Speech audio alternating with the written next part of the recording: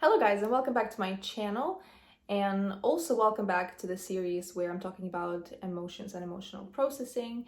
This is episode 3. I'm very domestic and homey today, and we're going to be talking about fear and anxiety. This is the it is really important topic, and these emotions might not be very easy to try to understand, but they are quite critical to understand, and they will tell us a lot about ourselves and how we can, improve our lives on a daily basis and rid ourselves of a lot of fears and a lot of background anxiety. So yes, before I start talking about fear and anxiety, I'll talk about how you will benefit from understanding these emotions and learning to process them and starting practicing processing and releasing them. So let's get into it. So yes, like I said just now, you're going to, if not completely get rid of, at least ease the sense of background anxiety. It's not going to be quite as crippling and quite as strong and intense. You will not have, you will get rid of the persistent fear of mistakes. You will learn to differentiate real dangers and not so real dangers. And yes, of course, you are going to become more confident in your choices and in your daily life. So yes, let's proceed. Let's get into this. All right, so when it comes to fear, just like anger, it is a basic emotion. It's a very needed emotion. It can tell us a lot. And just like when I was talking about anger, fear is an indicator of something. Fears and anxieties are basically just indicators that something might be wrong, that something is wrong. We need to prepare ourselves for something. We need to prepare to potentially fight or to, protect ourselves, defend ourselves, to take some kind of action. So the feeling, the emotion of fear and anxiety is supposed to prepare us for some kind of dangerous situation. I'm sure you've heard before of different responses that we can have when we are in a situation when we are afraid or anxious. So it can be fight and flight. There's also a freeze response. And why do we so often, more often than not in a lot of cases, choose anything but fight? And the thing is that we are scared of our anxiety, and I would like to talk about that in a little bit more detail. Like, why does it happen?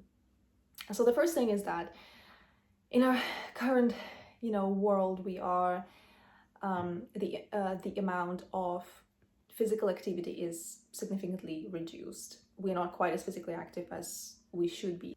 We do have a lot of adrenaline that keeps building up in our bodies that we are not doing anything with. We're not productively getting rid of it and like processing through it. So generally a helpful advice would be to be physically active in your daily life. That's a very basic thing, and it's not like nobody knows about this, but this is still important to mention because our physical health actually plays a huge role in our mental health.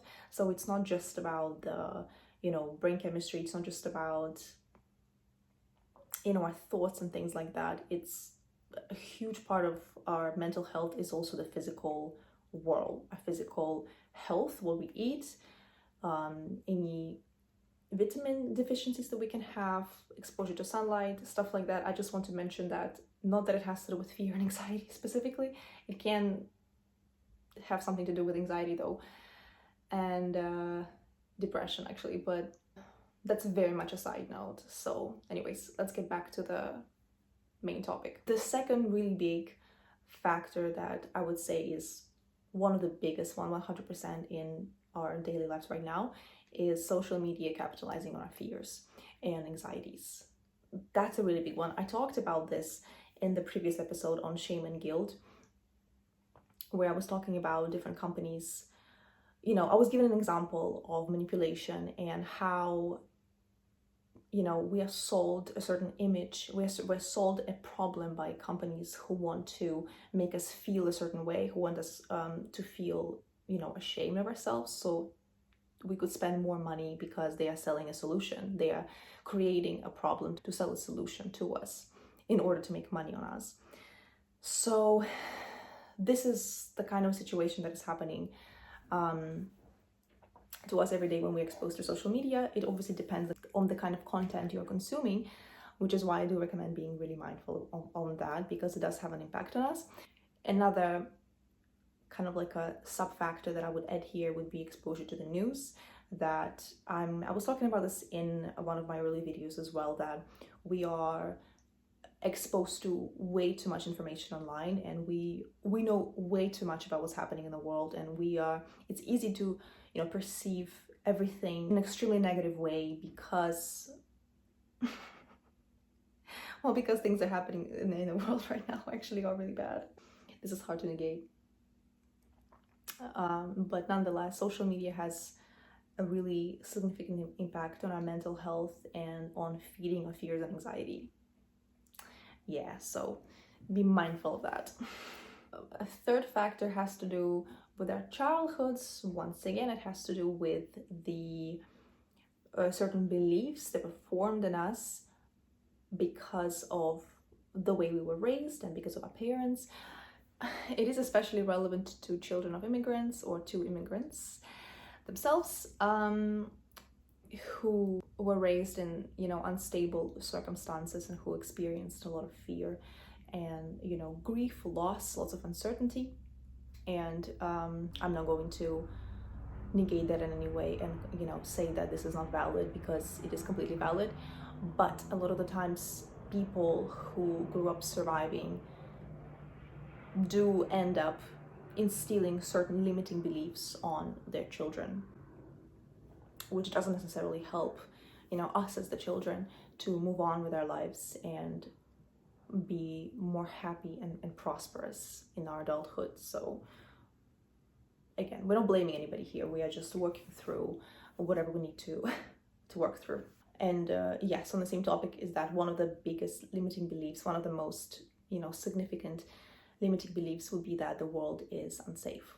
And as much as this statement is valid, it is also important to understand that you can still have an impact on how you feel in the world, and you don't have to feel unsafe all the time in all circumstances. So that's an important statement, I believe, to make. And number 4 is any kind of violence and abuse that you might have experienced in your childhood. I will talk about all of these in a bit more details now.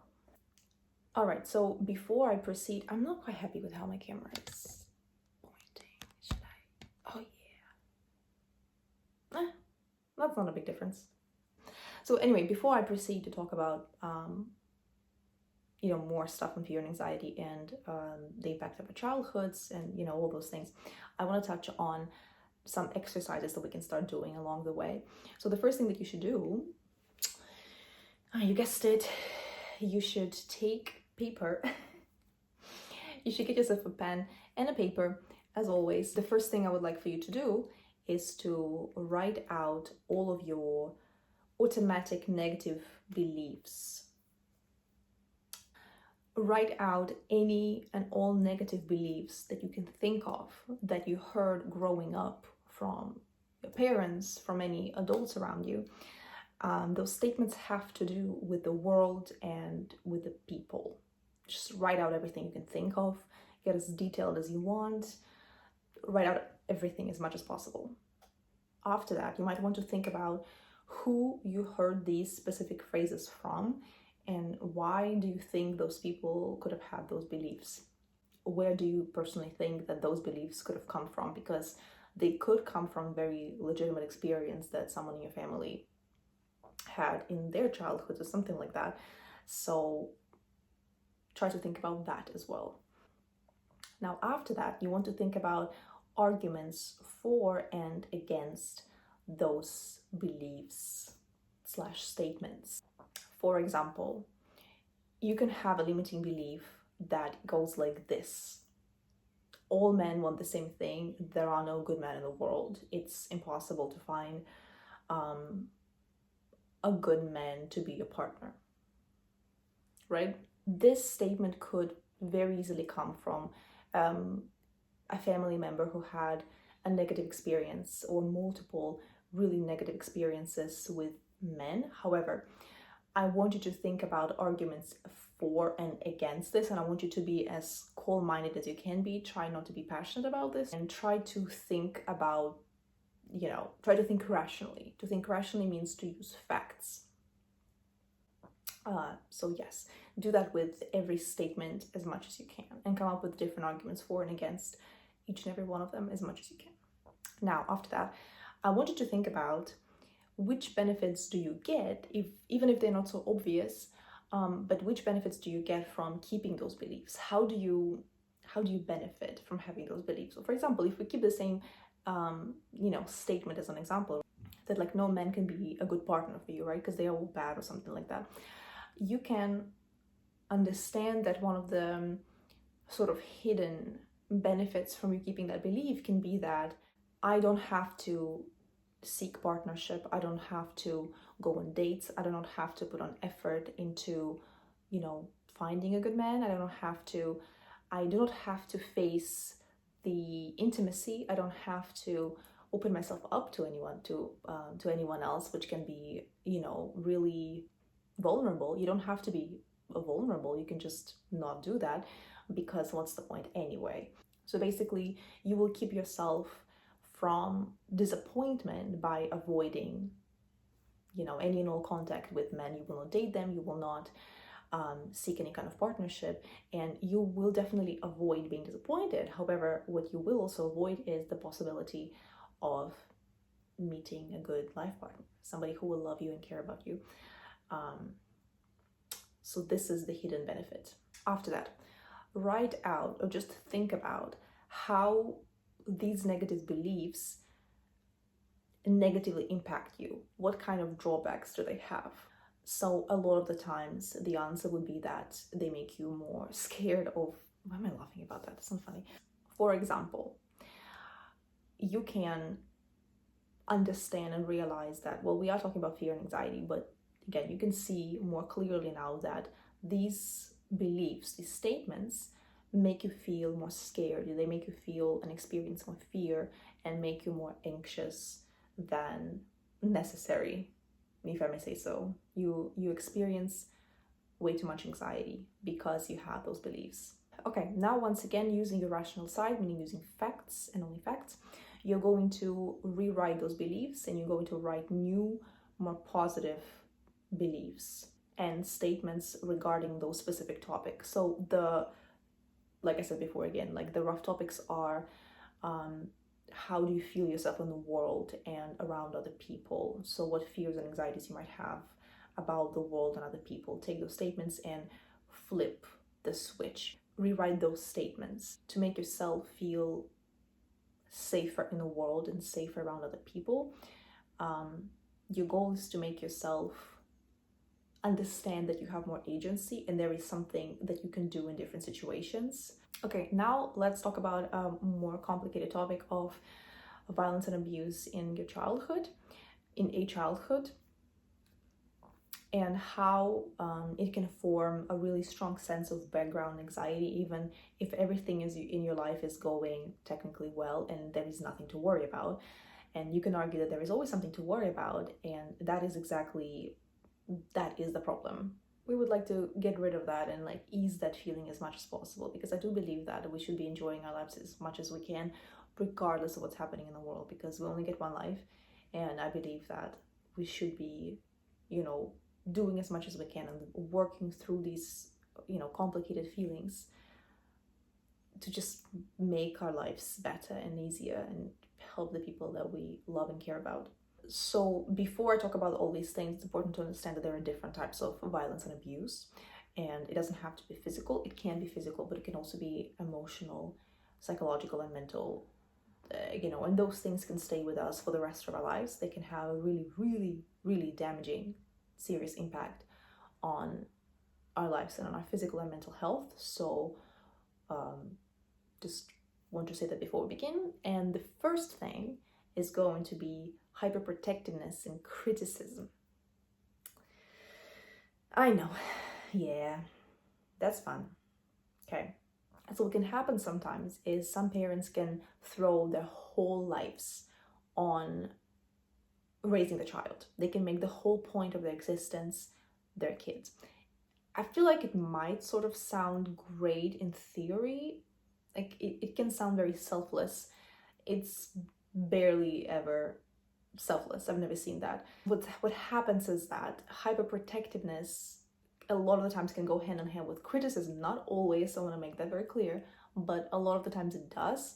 And when people criticize us, when parents criticize their children, that is a way to make yourself feel bigger and more important and more kind of like maybe righteous in a way, more correct, more in the right, which makes the kid the opposite of that, like small, in the wrong, all that kind of stuff.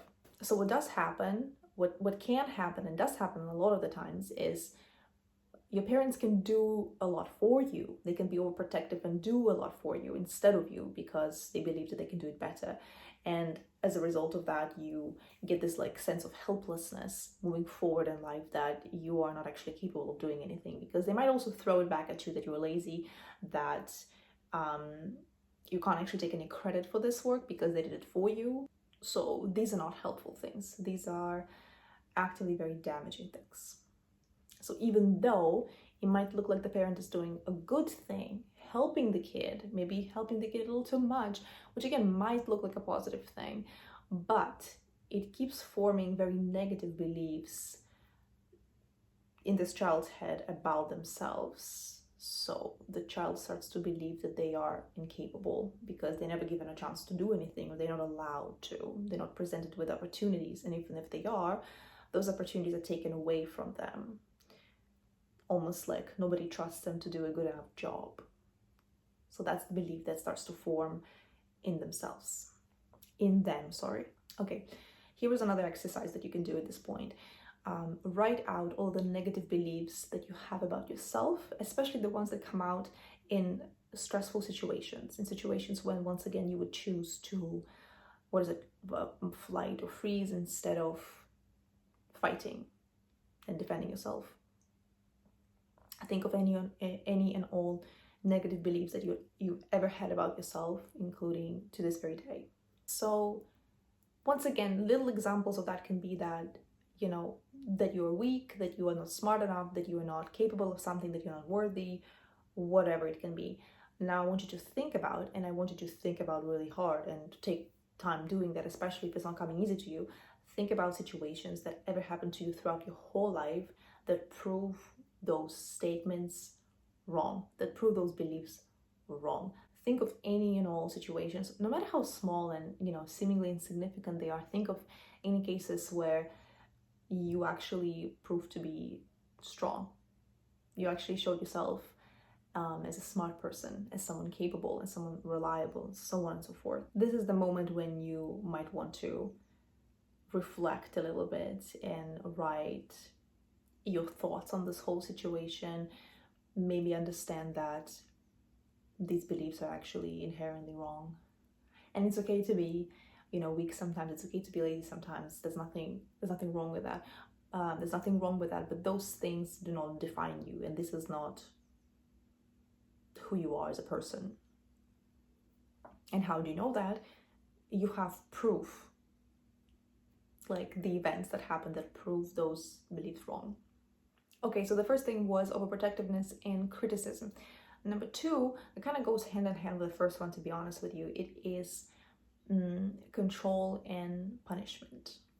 Those children who were, controlled a lot have a really hard time letting that go as adults, and they feel the need now themselves to control everything around them as much as possible, because almost like the absence of control seems so scary and makes them so anxious.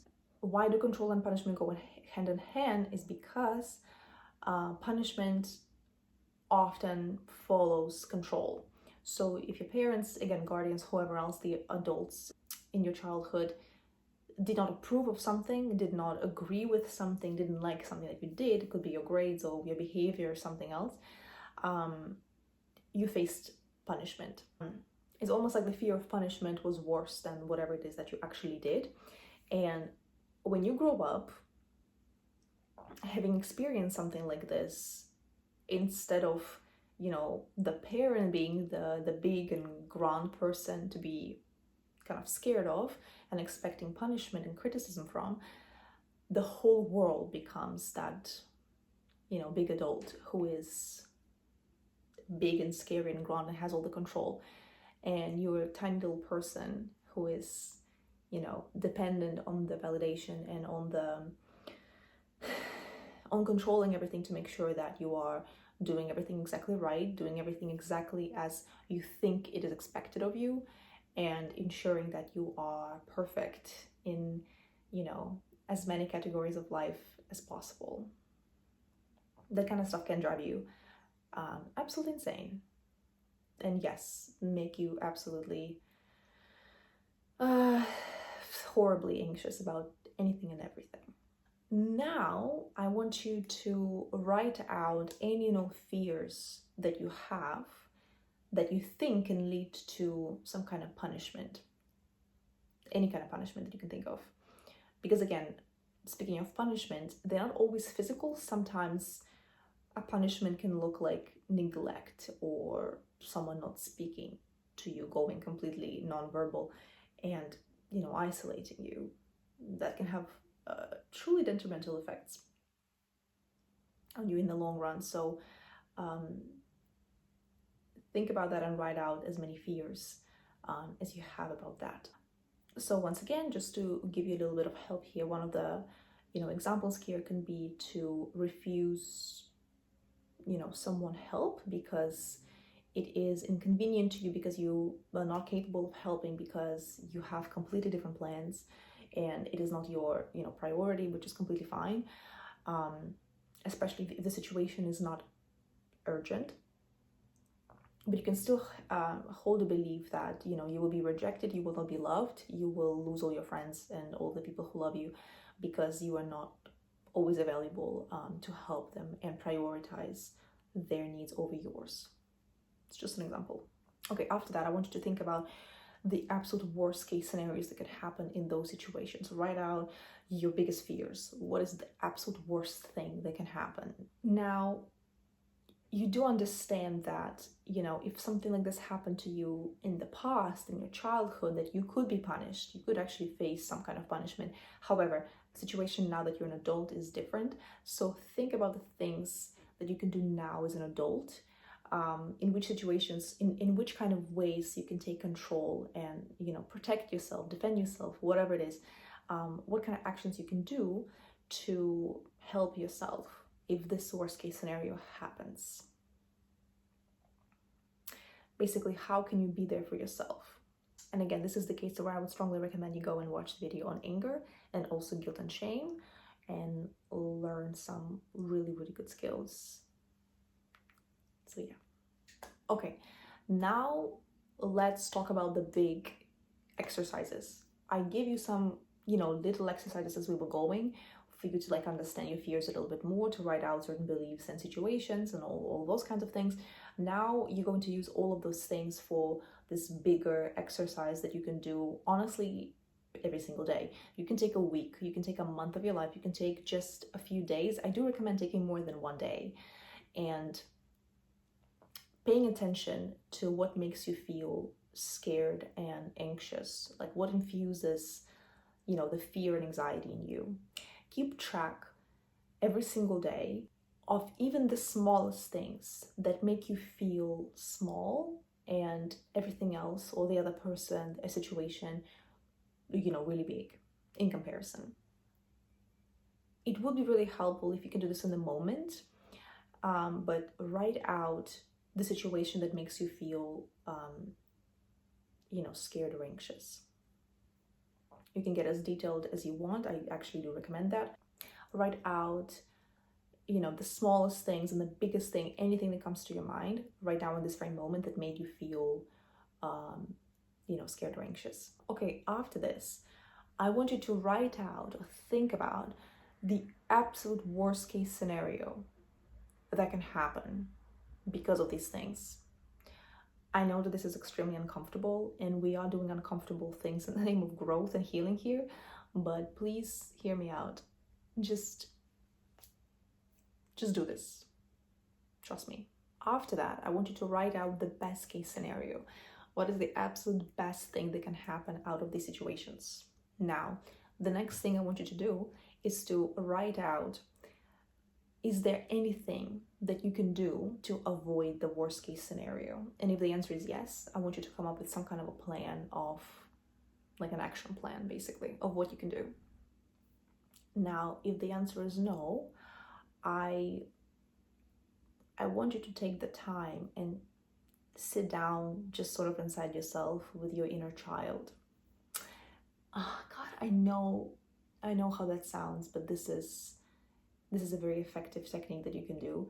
Imagine your younger self, and think about the situations from your childhood that sort of remind you of this situation right now that you feel like you don't have any control over, that scares you so much, it makes you so anxious. Does it resemble anything that happened to you in the past? I want you to sort of have a dialogue with your inner self and explain to your younger self, just inside of yourself, right, how the current situation is different because you are an adult right now, you have more agency, and there is something that you can do in each and any situation that can happen to you, because now you do have a lot more control regardless of what happens. So this is something that can be, quite painful to do, because you will have to do a lot of reflecting and a lot of, digging up the old memories and situations that you might not want to think about. But if you don't think about them, you cannot really, heal them. Like you cannot work through them if you don't, if you keep running away from them. So the point for us is to kind of like heal those wounds as much as we can.